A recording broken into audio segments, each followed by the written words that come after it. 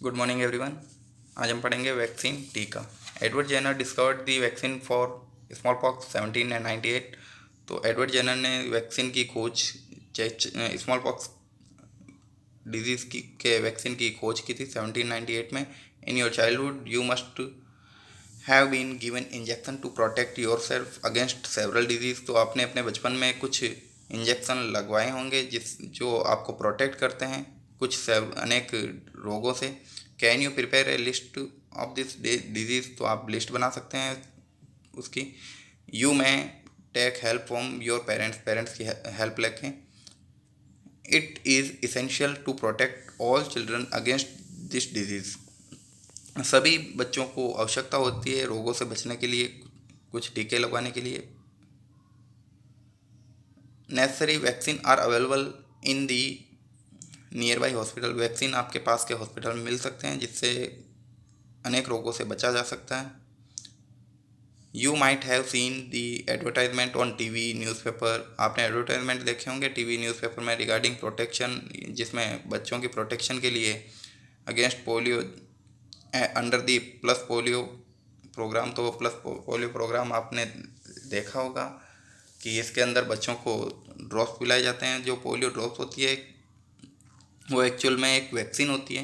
A world wide campaign against small pox has finally lead to the its reduction from most part of the world. तो world wide विश्वव्यापी के campaign एक अभियान चलाया गया था अगेंस्ट स्मॉल पॉक्स डिजीज़ है बेटा, जिसको हम चेचक की बीमारी कहते हैं।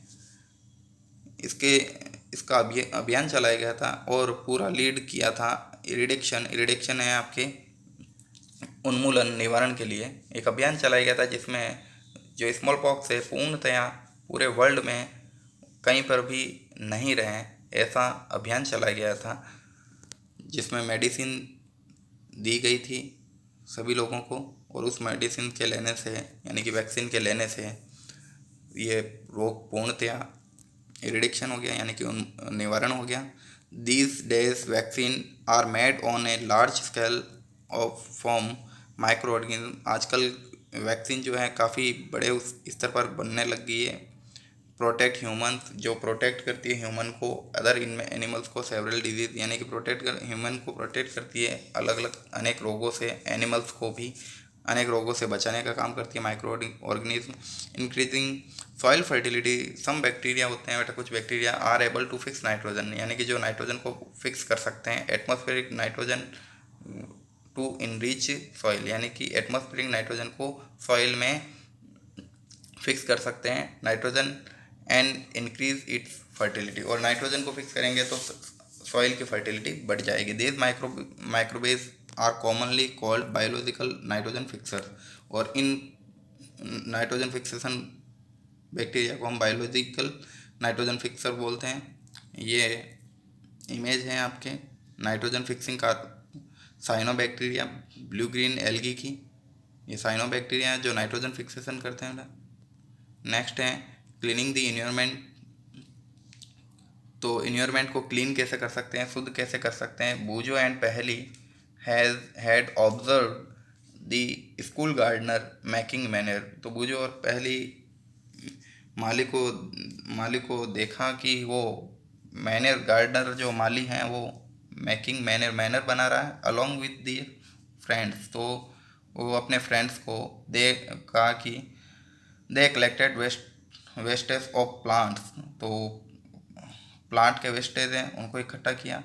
Vegetable and fruit from the near by houses and garden.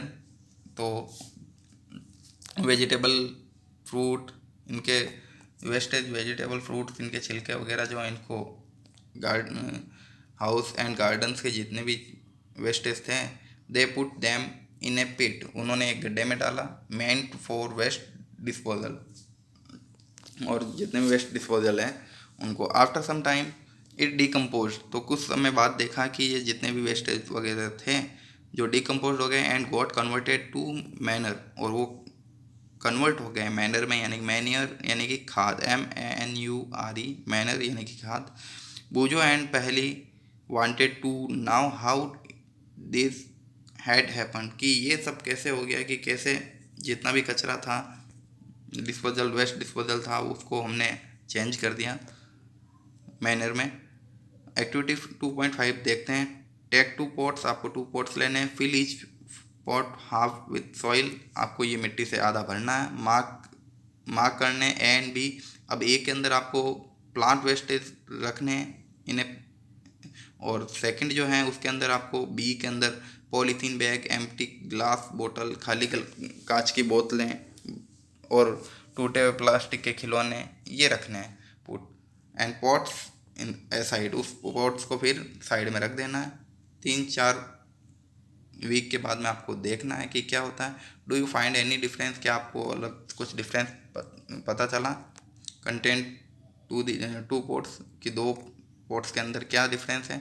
If so what difference, क्या डिफरेंस है। You will find that plant waste in pot A, जो पॉट ए था हैज़ बीन डिकम्पोज, वो डिकम्पोज हो गया।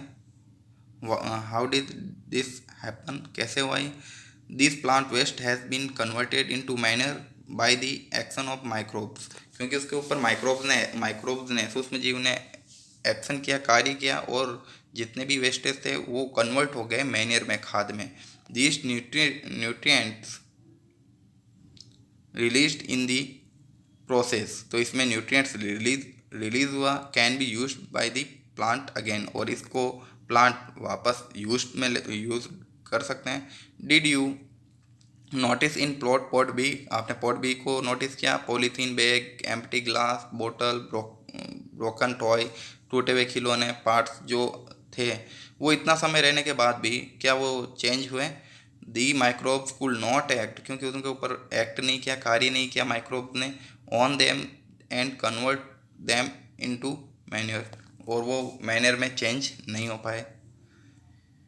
You often see large amount of dead organic matter, तो जो काफ़ी मात्रा में ऑर्गेनिक मैटर होता है, ऑर्गेनिक पदार्थ होते हैं, in the form of decaying plants and sometime dead animals on the ground, तो आपने काफ़ी प्लांट्स को और एनिमल्स को देखे होंगे, वो डिकाइंग सड़ने लगते हैं। यू और you find that they disappear after some time, तो ये सड़ने लगते हैं धीरे धीरे, काफ़ी लंबे समय बाद ये डिसअपियर होते जाते हैं, यानी कि गायब हो जाते हैं, क्योंकि इनके ऊपर माइक्रोवेव्स जो होते हैं सूक्ष्म जीव वो कार्य करते हैं, इनको कन्वर्ट कर देते हैं मैनर में।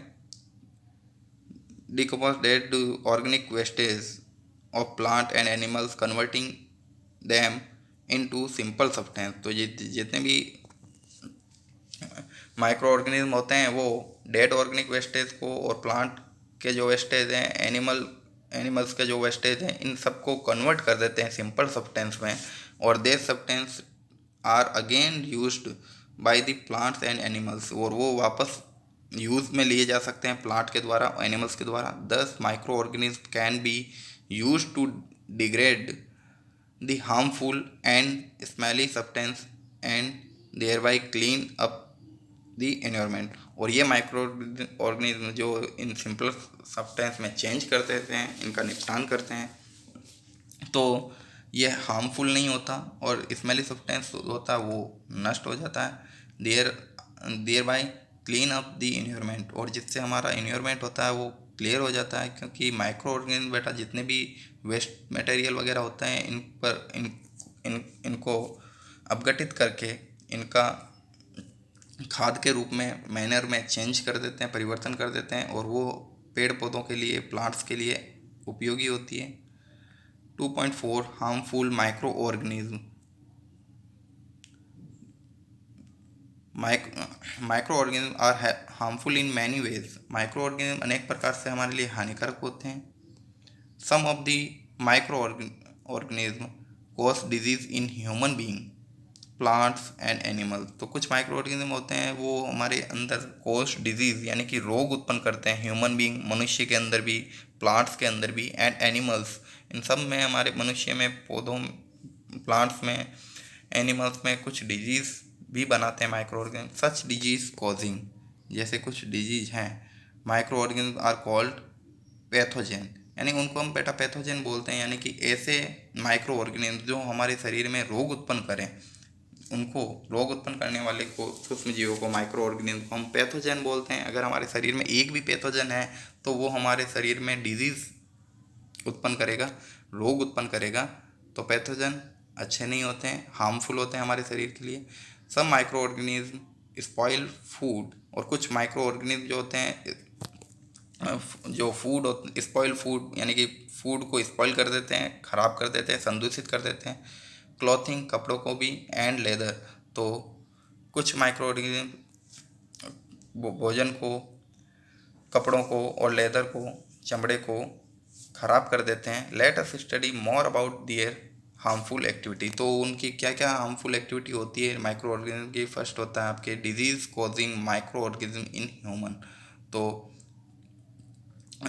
किस प्रकार माइक्रो ऑर्गेनिज्म हमारे शरीर के अंदर डिजीज़, रोग उत्पन्न करते हैं, उसके बारे में हम नेक्स्ट कल पढ़ते हैं।